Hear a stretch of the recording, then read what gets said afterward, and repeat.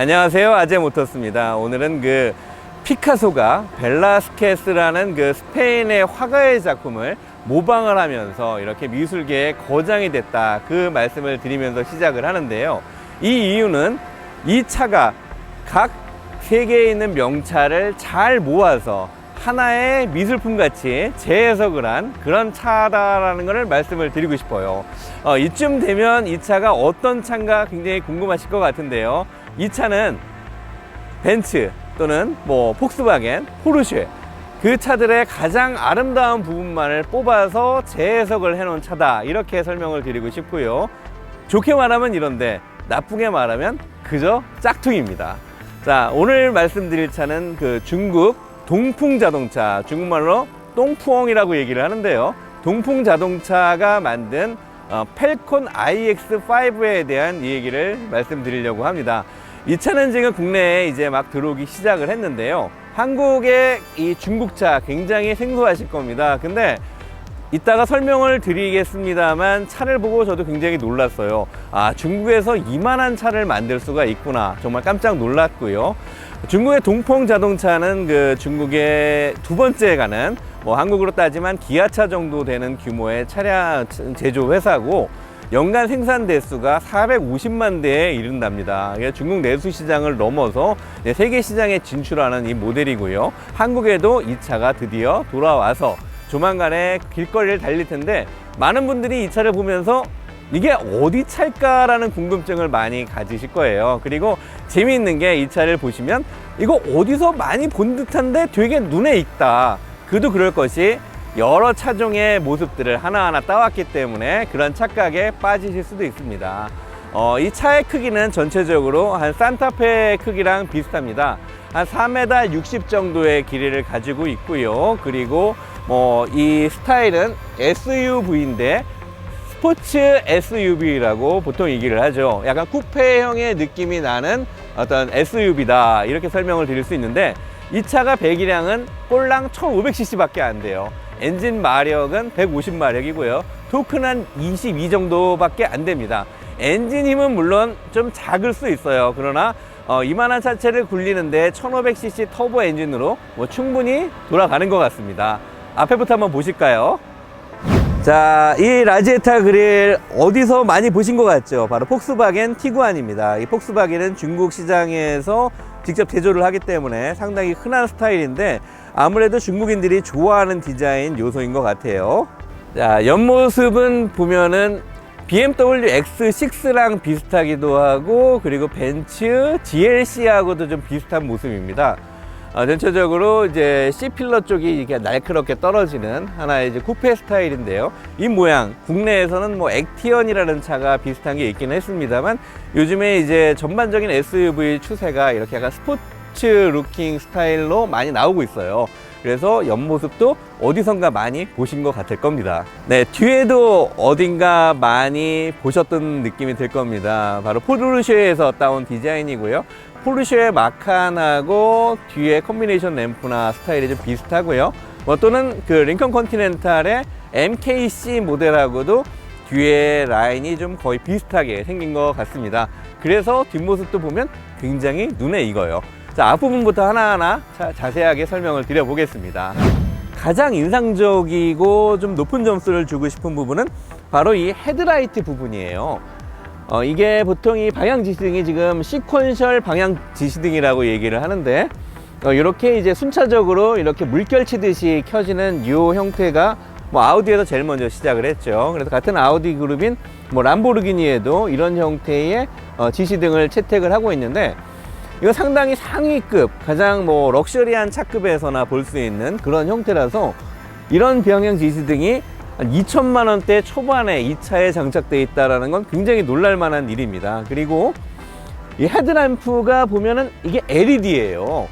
보통 LED 램프 같은 경우에는 4천만 원이 넘어가는, 또는 고급 수입차에나 장착이 되는 형태인데, 이 차 가격에 LED 램프를 채택을 했다는 거, 이것 또한 굉장히 좀 점수를 높게 줘야 될 포인트인 것 같습니다. 그래서 그런지 헤드라이트 부분이 굉장히 깔끔하고 세련됐다. 와, 과연 이게 중국에서 이런 헤드라이트를 만들 수 있을까 할 정도로 굉장히 좀 잘 디자인이 되었어요. 그리고 이 라제타 그릴은 뭐 이 폭스바겐의 전체적인 CI와 비슷한 형태를 가지고 있는데, 요 마크가 좀 민망하긴 하지만 이 엠블럼만 빼면은 이 크롬 몰딩 라인이 굉장히 차에 뭐 어떤 스포티함을 살려준다고 할까요? 그래서 굉장히 이 라인이 길게 쭉 뻗으면서 시원한 느낌이 있습니다.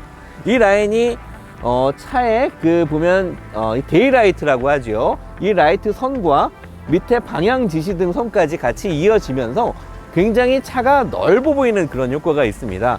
그래서 차가 전체적으로 넓어 보이고, 그리고 좀 납작해 보이는, 정말 스포츠 주행이 가능한 것 같은 그런 이미지를 주고 있는데, 앞부분의 디자인은 물론 모방을 했지만 굉장히 후한 점수를 주고 싶어요. 그리고 이 범퍼 부분도 나름대로 디자인을 굉장히 이쁘게 했습니다. 하단에 크롬 몰딩도 아주 깔끔하게 들어가 있고요.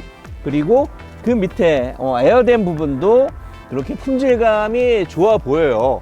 중국차 같은 경우에는 일단은 선입견이 이런 굉장히 단차가 좀 심할 것 같다, 그런 생각을 하게 되는데요. 뭐 단차라 하면 뭐 마무리가 이제 깔끔하지 못한 거죠. 그래서 틈새가 벌어지거나 아니면 뭐 좀 허접해 보이는, 덜그럭거리는 그런 부분들이 있을 것 같은데요. 이 차 같은 경우에는 이 라인이 빈틈이 하나도 없어요. 단차가 거의 없다고 할까요? 이건 거의 이제 일본 차의 그 수준과 비슷할 정도로 굉장히 높은 수준을 좀 보여주는 것 같습니다. 그리고 이 차는 전체적으로 하얀색과 그리고 파란색, 검정색, 빨간색이 있는데요. 이 차는 지금 빨간색이에요. 근데 빨간색의 그 색감이 잘못하면 굉장히 촌스러울 수 있는데, 지금 이 차 같은 경우에는 굉장히 화려하면서도 또 그렇게 또 색깔이 튀지 않는 그런 부담이 좀 적은 그런 빨간색인 것 같습니다. 그리고 도장면도요, 굉장히 매끈하게 잘 돼 있어요. 그래서 이런 좀 칠도 약간 너덜너덜하지 않을까, 중국차라서 그런 선입견을 갖고 있는데 전혀 그런 거 없습니다. 앞모습은 굉장히 희망적이다. 중국이 차를 이렇게까지 만들 수 있구나. 굉장히 한국 소비자로서도 좀 충격적이지 않을 수 없는 그런 상황인 것 같습니다. 네, 옆으로 넘어와 봤는데 이 휠이 어마무시합니다. 이 휠 보통 뭐 람보르기니 또는 뭐 아우디 R8 그런 고성능 차에서 봄직한 이런 휠 모양이에요. 그래서 안에 있는 디스크가 다 드러나는 이런 형태의 스포츠 휠을 가지고 있는데요. 전체적인 사이즈는 18인치입니다. 좀 이게 아쉽긴 해요. 이 정도 차의 공간이면 한 20인치 휠 정도를 넣으면 굉장히 좀 더 스포티한 느낌이 있을 텐데, 휠 사이즈가 18인치인 건 좀 아쉽고요. 타이어는 235, 50, 18인치를 쓰고 있습니다. 타이어가 조금 차에 비해서는 좀 작다, 그렇게 생각이 들고요. 그 다음에 브레이크 디스크가 좀 작아요. 약간 좀 고성능 느낌이 나게끔 해주려면 이 디스크를 좀 더 키워주면 훨씬 더 스포티한 느낌이 있을 것 같은데, 가격의 한계를 좀 극복하지 못한 것 같습니다. 그리고 아쉬운 거는 이렇게 캘리퍼의 도색 부분이라든가 이런 거는 역시 아직까지는 중국이 한국을 따라가기에는 좀 어렵지 않은가, 이런 생각이 듭니다. 전체적으로 휠 디자인은 굉장히 마음에 들고요. 다만 이제 중국 휠이라는 게 국내에도 좀 많이 사용들을 하시지만 강성 문제가 조금 나오고 있습니다. 그래서 중국도 마찬가지로 이런 검사나 이런 걸 많이 했겠지만 아무래도 이렇게 좀 독일이나 유럽의 휠들이 주는 그런 안정감까지는 가져가지 못하지 않나, 이런 생각이 듭니다. 네, 백미러가 그래도 이쁘게 잘 디자인이 되어 있어요. 백미러에도 마찬가지로 LED로 시그널 램프가 들어와 있고요. 차의 스타일에 잘 어우러지는 형태의 디자인입니다. 그리고 옆모습은 뭐 특별한 건 없어요. 그냥 캐릭터 라인이 이렇게 쭉 이어져 있고요. 자, 뒤에까지 이렇게 쭉 이어져 있고, 그리고 아래쪽에는 이렇게 좀 크롬 몰딩을 한 그런 라인이 마찬가지로 있습니다. 그래서 이 옆에서는 좀 가까이 보는 그런 모습보다는 멀리서 보니까 옆에가 정말 이쁘지 않습니까? 이거 완전히 BMW X6랑 비슷해요. 굉장히 스포티해 보이고, 그리고 마치 이제 어떤 돌고래가 물속을 달려가는 듯한 그런 느낌. 그래서 루프 라인도 그렇게 급격하게 떨어지지 않고요, 아주 매끄럽게 쫙 이어지면서 트렁크 부분 지나서 뭐 뒷 범퍼까지 아주 매끄럽게 잘 이어져 있어요. 그래서 옆모습도 이 정도면 상당히 괜찮지 않은가 이런 생각이 듭니다. 뒷모습은 정말 국산차보다 더 나은 것 같아요. 옆에 코나 한번 볼까요? 자, 옆에 코나랑 비교했을 때 어떠세요? 어느 차가 더 고급감이 느껴질까요? 이 차는 이 정도면 거의 포르쉐라는 생각이 들 정도예요. 그래서 이 디자이너는 보나마나 이제 뭐 물론 디자인한 분은 BMW에서 오신 분인데, 뒷 그 콤비네이션 램프 쪽 디자인은 거의 포르쉐에서 영감을 좀 얻었다, 아니 베껴왔다, 그렇게 생각이 들고요. 이 가운데 크롬선을 중심으로 해서 양쪽으로 이어지고, 그리고 이렇게 시퀀셜 램프가 있어서 좀 더 디자인이 이쁘게 보입니다. 근데 이제 이 범퍼 아래쪽은 약간 좀 대륙의 습관이 좀 나타나는 것 같아요. 아래쪽에 이 후진 램프라던가 후진등이죠, 아니면 뭐 이런 보조 제동등, 이런 부분은 좀 더 이쁘게 할 수 있지 않았을까. 요 라인을 좀 더 날카롭게 하거나 아니면 LED 형태로 만들었으면 훨씬 더 이뻤을 텐데, 그런 좀 아쉬움은 좀 생깁니다. 자, 이름은 펜콘, 이름이 있어 보여요. 펜콘. 그리고 iX5. 자, 이것만 봤을 때는 중국차라는 느낌 전혀 안 드실 것 같습니다. 여기에 보면 이제 7이라는 마크가 보이실 텐데요. 이 자세히 보면은 7년 15만 킬로 워런티라고 써 있습니다. 아무래도 중국 자동차다 보니까 한국 소비자들이 좀 불안감을 느낄 거예요. 품질 문제가 생기지 않을까. 그거를 불식시키기 위해서 아예 7년 동안 거의 뭐 차를 사서 폐차할 정도까지 되겠죠. 7년에 15만 킬로까지는 보증을 해준다. 한번 믿고 사볼 만한 그런 좀 듬직한 보증인 것 같은데, 이거를 이렇게 돌출되게 써놓은 걸 보니까 좀 뭔가 이 부분에 대해서 강조를 하고 싶은 게 아닌가, 그런 생각이 듭니다. 네, 아래쪽에 보면은 그 윈드 디퓨저라고 하지요. 이렇게 바람을 좀 갈라주는 그런 모양을 잘 땄는데, 요건 뭐 스포츠카들이 대부분 이런 형태로 되어 있는데, 요것도 아주 잘 베껴 온 것 같아요. 그리고 이 머플러가 이 범퍼 안으로 매립되어 있습니다. 이 대부분 차들이 요즘에는 범퍼 매립형인데, 역시 중국차도 이 디자인 면에서는 절대 좀 꿀리지 않고 싶은 그런 욕심이 좀 드나 봅니다. 이런 마무리 같은 경우 굉장히 세세하게 좀 아주 잘했다, 이런 생각이 드네요. 네, 이 차는 가격대는 정확하게 2,380만 원입니다. 근데 이 가격대에서 갖추지 못한 옵션이 있어요. 이건 뭐 당연히 기본 옵션인데요. 이 차의 트렁크 한번 열어보면 깜짝 놀라실 거예요. 자, 와, 무려 이게 심지어 전동입니다. 이 전동 트렁크를 갖춘 국내 차 대부분 뭐 에쿠스급 이상의 차량들이나 전동 트렁크를 갖추고 있는데요. 불과 이 정도의 가격의 차가 이런 전동 트렁크를 가지고 있다. 이 전동 트렁크가 부러운 게요, 누군가의 그 짐을 뭐 싣거나 내리기 위해서 운전석에 앉아서 딱 스위치를 누르면 이렇게 쫙 열렸다가 쫙 내려가는 이 모습을 한 번씩은 보신 분들이 많을 겁니다. 근데 뭐 이 중저가대의 차량에서 이런 옵션은 정말 기대하기가 힘들죠. 근데 이 차에는 이게 기본 옵션으로 들어가 있습니다. 정말 가성비는 최고인 것 같습니다. 안에 트렁크 공간이요, 그래도 제법 넓어요. 뭐 산타페만큼 크지는 않지만 뭐 코나보다는 훨씬 넓습니다. 그리고 국내의 한 중소형 차들에 비하면 이 트렁크 공간은 뭐 굉장히 넉넉한 수준이고요. 다만 좀 아쉬운 부분은 그래도 이게 하나하나에 약간 좀 대륙의 느낌이 살아있다. 어떤 면인가 하면, 사실 이런 부분을 조금 더 넓게 이렇게 빼냈으면, 판금을 좀 넓게 빼냈으면 트렁크에 물건을 싣는 공간이 좀 훨씬 넓었을 거예요. 즉 입이 넓어진 거죠. 근데 이렇게 툭 튀어나오게 마감을 하면서 이런 부분에서 이제 좀 약간 기술력의 좀 차이나 아니면 끝마무리의 차이, 이런 게 좀 있는 것 같고요. 그리고 이렇게 이제 이런 이음새 부분, 아무래도 이런 게 조금 좀 떨어지죠. 눈으로 보시더라도 좀 약간 좀 지저분하게 마무리가 되어 있다, 이런 생각이 드는데요. 자, 이런 부분이 이제 보완이 될 필요가 있고, 역시 이런 작은 차이가 명차와 그리고 중국차를 구별하는 그런 포인트가 아닌가 싶습니다. 자, 이 안에 스페어 타이어도 이렇게 들어있네요. 자, 이 차의 심장 부분, 엔진룸 한번 열어봐야 되는데요. 이 엔진룸 여는 방법은 뭐 비슷하겠죠. 여기 레버가 있네요. 이렇게 열어서 아무리 봐도 여는 레버가 없습니다. 이거 어떻게 열어야 되죠? 앞부분에 전혀 없어요. 아무리 찾아도 없어요. 이때 차주분께서 지나가면서 해답을 주십니다.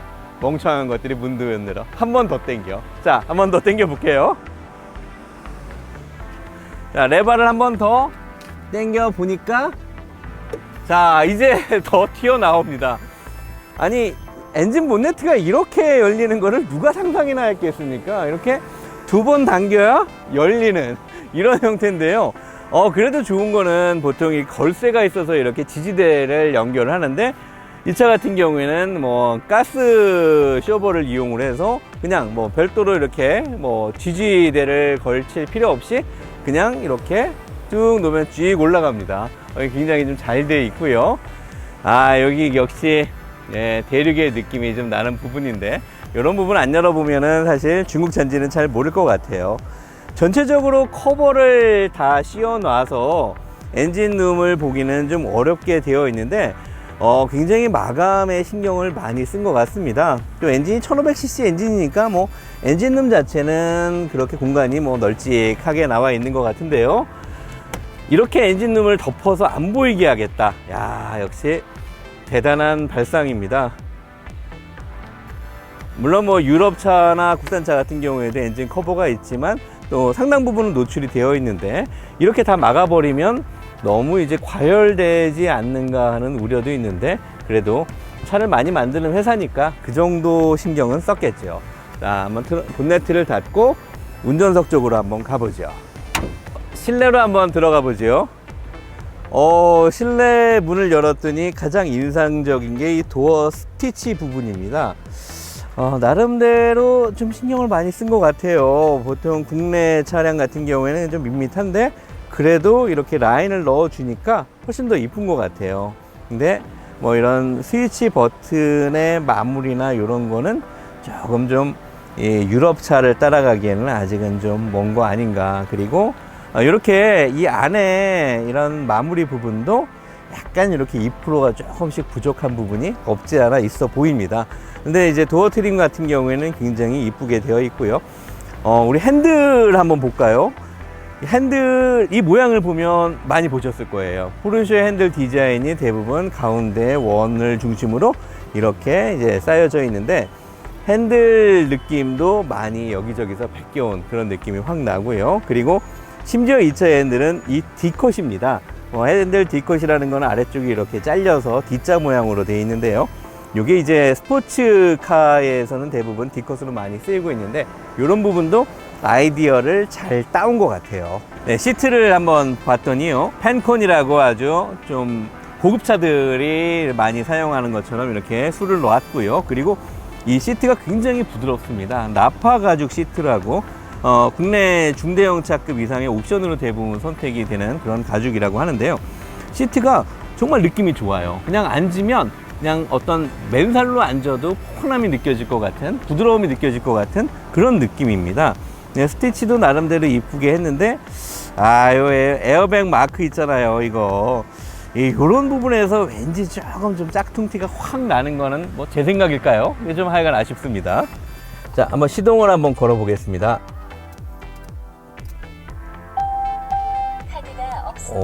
생각보다는 1500cc 엔진 치고는 뭐 조용한 편인 것 같아요. 그래서 왼쪽에 타코메타, 오른쪽에 속도계, 그냥 국내 한 아반떼 정도의 어떤 계기판 형태인 것 같고요. 가운데를 보시면 뭐 주차 위치 나와 있고요. 그리고 뭐 주행거리 나와 있고, 시간 나와 있고, 뭐 그냥 일반적인 세팅이에요. 특별한 모습은 보이지가 않습니다. 자, 근데 이제 가운데 보면은 그 센터 패널이죠. 그 여기에 10.25인치라고 합니다. 그래서 제법 널찍하게 이렇게 모니터가 되어 있고요.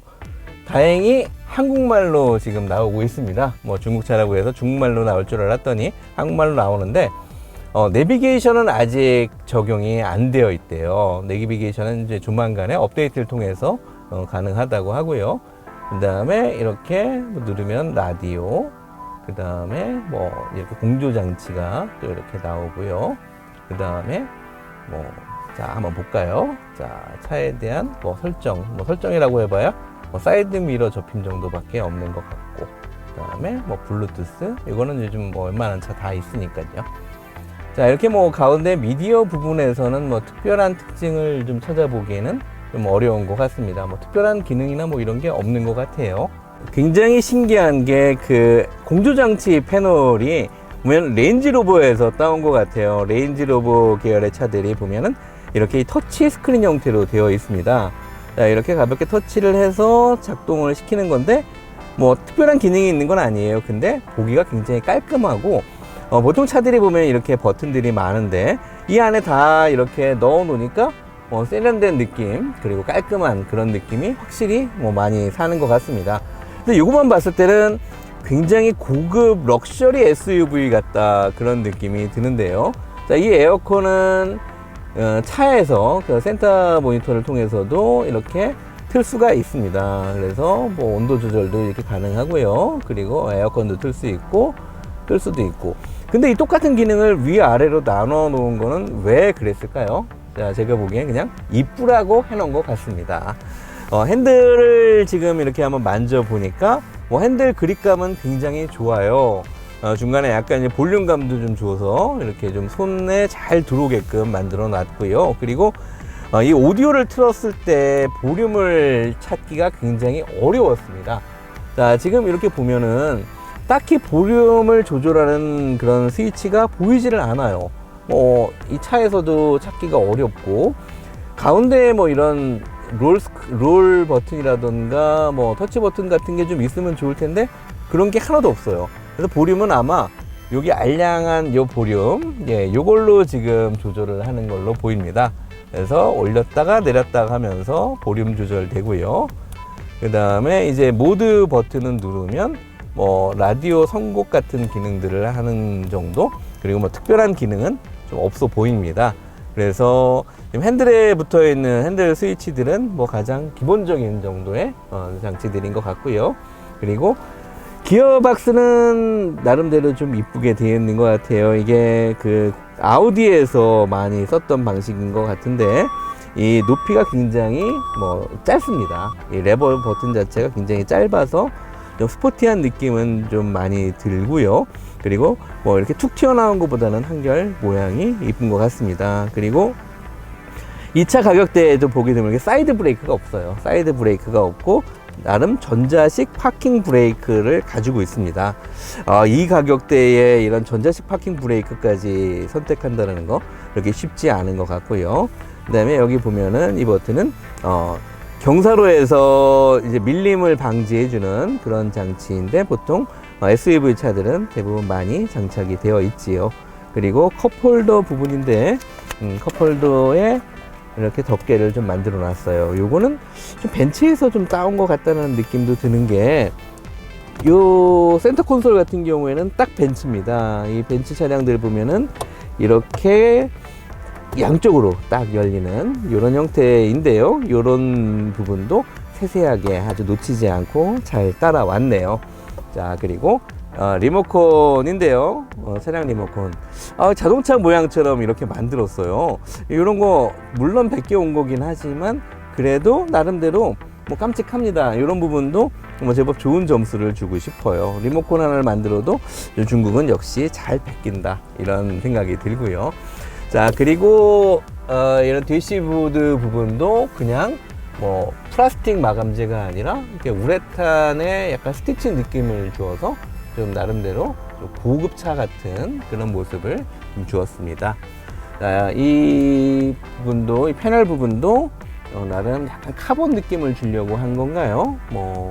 근데 이 마무리 같은 부분들은 조금 좀 아쉬운 부분들이 있어요. 이런 틈새 같은 게 조금 더 깔끔하게 떨어지면은 더 고급차가 될 수 있는데 그런 부분은 좀 아쉬운 것 같습니다.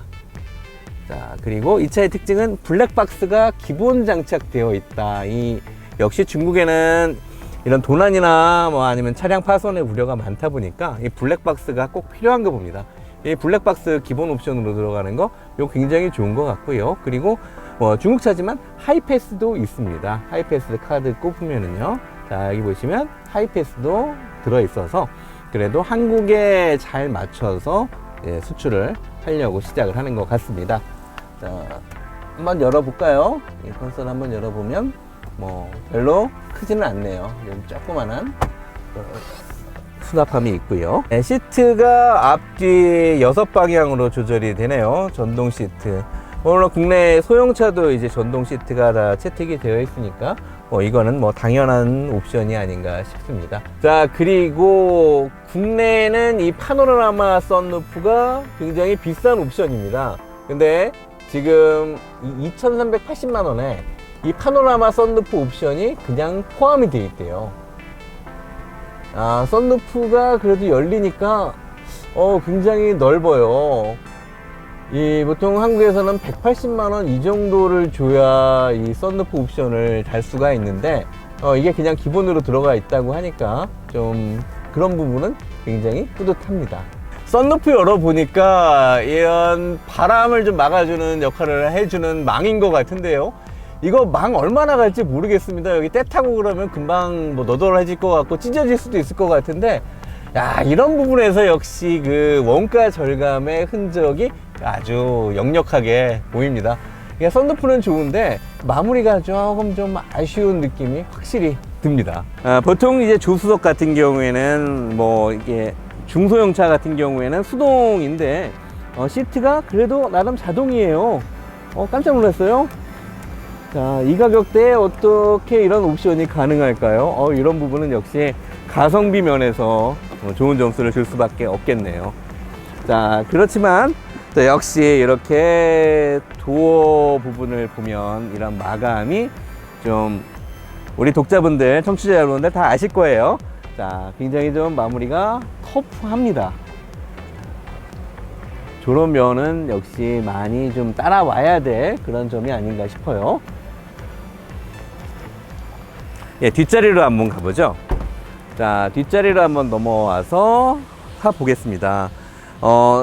역시 그 SUV 차량답게 높이가 좀 제법 높아요. 뒷자리에 이렇게 타려고 하니까 발판 같은 게 하나 있으면 좀 좋을 것 같긴 한데, 일단 높이는 좀 높은 편입니다. 뒷자리에 타봤더니 제법 산타페 정도의 실내 공간보다 약간 작은 정도? 뭐 스포티지 정도는 되는 것 같아요. 스포티지보다 조금 더 넓은 정도의 느낌입니다. 제가 이제 키가 커서 무릎이 많이 긴데 앞에 공간도 제법 넉넉하고요. 그리고 지금 운전석은 뒤로 많이 밀어놓은 상태인데 그래도 뒤에 타면 무릎이 닿지는 않아요. 그래도 제법 널찍하게 또는 5명이 타도 괜찮을 것 같고요.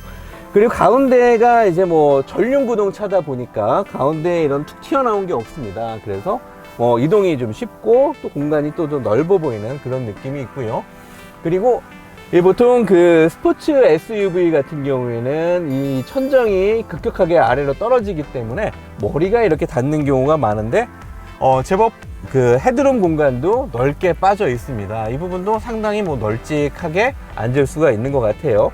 보통 이 정도 가격을 주면은 살 수 있는 국산 SUV는 한 코나 정도를 살 수 있을 거예요. 근데 코나의 실내에 비해서는 굉장히 넓고 또 옵션도 코나보다는 좀 많이 다양한 옵션들이 들어가 있으니까 가성비 면에서는 한 1,000만 원 정도의 어떤 국산차 대비 한 1,000만 원 정도의 절감 효과가 있다. 저는 그렇게 생각이 됩니다. 지금 2열을 한번 접어봤더니 이 정도면 정말 짐차로 써도 될 만큼 뒤쪽이 널찍합니다. 전체적으로 평편해서 짐 싣기가 굉장히 좋고요. 이런 부분도 좀 굉장히 좀 잘 만든 것 같습니다. 자, 이제 iX5 시동 걸고 한번 출발을 해보죠. 이 차의 주행 느낌이 어떤지. 외관이 아무리 이뻐도 이 주행 성능이 떨어진다 그러면 그건 차로서의 가치가 없는 거겠죠. 이 차 같은 경우에는 모든 뒷좌석을 포함해서 안전벨트를 매지 소리가 안 납니다. 보통 뒷자리는 안전벨트를 안 매도 소리가 나진 않는데요. 이 차 같은 경우에는 뒤에도 반드시 매줘야 됩니다. 자, 이렇게 D 드라이브에 걸고 그 변속기 조작 느낌은 굉장히 좋아요. 지금 파킹 브레이크가 걸려 있는데 그냥 한번 자동이라고 하니까 엑셀 밟아보죠. 잘 풀립니다. 그리고 이렇게 오토 홀드 기능도 있어요. 그 브레이크를 밟고 가만히 있으면 차가 이제 자동으로 브레이크를 밟고 있지 않아도 정차가 되는 이런 기능인데, 오토 홀드 기능은 국내 차에도 많이 붙어 있지만 쓰기에는 굉장히 편한 것 같습니다. 1500cc라서 그렇다라는 좀 선입견은 필요 없는 것 같아요. 엔진 소음도 그렇게 크지 않고 굉장히 조용한 것 같습니다.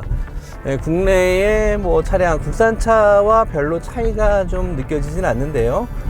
다만 이 노면 충격을 잘 흡수해 주지는 좀 못한 것 같아요. 그래서 노면의 진동이라던가 이렇게 요철 부분이 좀 충격이 그대로 이렇게 좀 올라오는 것 같은데, 이 정도 급의 차에서는 어쩔 수 없는 것 같습니다. 산타페보다는 확실히 이런 주행 느낌, 그리고 힘, 파워 면에서는 좀 많이 좀 부족한 것 같고요. 그리고 변속기는 지금 이게 CVT 무단 변속기입니다. 그래서 1500cc 엔진에 무단 변속기를 얹으면 효율성은 굉장히 좀 좋긴 한데, 이렇게 좀 오르막을 치고 올라가거나 이런 느낌은 좀 많이 떨어져요. 지금 약간 오르막인데 엑셀을 쭉 밟아보니까 엔진 소리는 계속 높아지지만 차가 이렇게 쭉쭉 뻗어나가는 느낌은 확실히 없습니다. 자, 그리고 속도를 조금 한번 내볼 건데요. 아무래도 이렇게 달리는 데는 적합하지는 않은 차 같습니다. 아무래도 엔진 힘이 떨어지니까 그렇겠죠. 이만한 차에 1500cc를 얻는다. 글쎄요, 이건 유럽에서도 좀 사실 생각하기가 어려운데 대단한 좀 도전인 것 같습니다.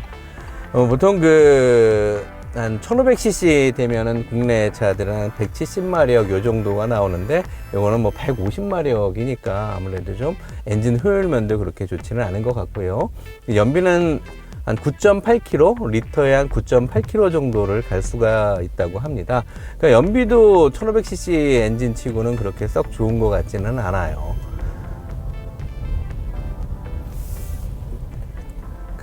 이 차량의 정숙성만큼은 역시 한국 현대 기아차가 어느 정도 이제 최고인 것 같습니다. 아무래도 이렇게 들려오는 소음이 국산차보다는 좀 이런 차음, 소리를 차단해주는 그런 장치가 조금은 좀 부족한 것 같네요. 그리고 일반적으로 시내를 주행할 때 핸들감은 그렇게 나쁘지는 않습니다. 이제 브레이크를 밟아도 브레이크도 그냥 보통 한 투싼 정도, 그러니까 스포티지 정도의 느낌이라고 할까요? 이렇게 브레이크가 그렇게 무르지도 딱딱하지도 않고 밟으면 적절하게 제동도 잘 되는데, 그렇게 예리하게 탁탁 걸리는 그런 느낌은 좀 없습니다.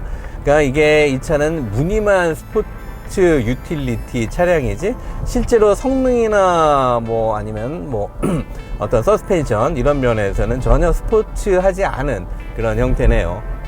역시 중국의 어떤 모든 제품의 느낌과 비슷한 것 같습니다. 일단은 모양새는 굉장히 좀 뽀대는 좋아 보여요. 뽀대는 굉장히 좋아 보이는데 막상 타보면 좀 그저 그런 느낌인 것 같습니다. 지금 약간 이면도로 들어가니까 차체에 어떤 좀 소음 같은 거는 좀 많이 좀 있네요. 또 한번 쭉 밟아보죠. 자, 엔진 소리 우렁차게 올라갑니다. 차는 안 나가고 있고요. 지금 한 150km 달리는 느낌인데 80km, 한 요 정도 선에서는 그래도 그렇게 불안한 느낌은 없습니다. 오늘 한번 코너링 핸들링 한번 볼까요? 자, 전체적으로 차단 변경할 때 그렇게 출렁거림은 없는데, 또 그렇다고 해서 이렇게 든든한 느낌을 주지는 못하네요. 지금 이 차 속도는 한 120, 30km 정도까지는 쉽게 달릴 수 있을 것 같은데, 뭐 그 이상 속도가 되면은 좀 불안할 수밖에 없는 그런 좀 세팅인 것 같습니다. 네, 오늘은 중국이 한국에 진짜 야심작으로 진출한 자동차 펜콘 iX5 동풍자동차에서 만든 차인데요. 전체적으로 외관을 보니까 이젠 거의 중국 차라는 느낌이 없고 유럽 차라고 해도 될 만큼 정말 세련되고 깔끔하게 잘 뽑았습니다. 옆에 있는 그 코나를 한번 비교를 해보면은요, 코나의 디자인보다도 훨씬 더 디자인 면에서는 앞서고, 그리고 뭐 전동식 트렁크라던가 이런 옵션도 코나보다는 훨씬 더 다양하게 들어가 있는 것 같습니다. 가격대는 두 차가 2천만 원대 초반으로 비슷해요. 근데 차의 길이는 지금 iX5가 4m 60이 좀 넘는 그런 수준이라서 산타페가 4m 70 정도 돼요. 거의 산타페 크기와 비슷하고, 옆에 코나는 4m 20이 조금 안 됩니다. 그래서 두 차의 크기는 확실히 차이가 납니다. 실내 공간에서부터 외관을 보더라도 차의 크기는 어느 정도 좀 차이가 있지요.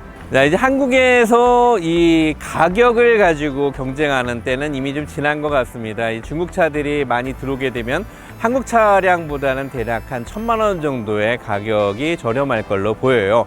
즉 산타페를 살려고 그러면 한 3천만 원대 중반대를 살 수 있는데, 중국 차로 넘어간다 그러면 2,000한 중반대, 2천만 원 초반대로 비슷한 크기의 차를 살 수 있기 때문에 소비자들은 한번 선택을 해볼 만할 것 같습니다.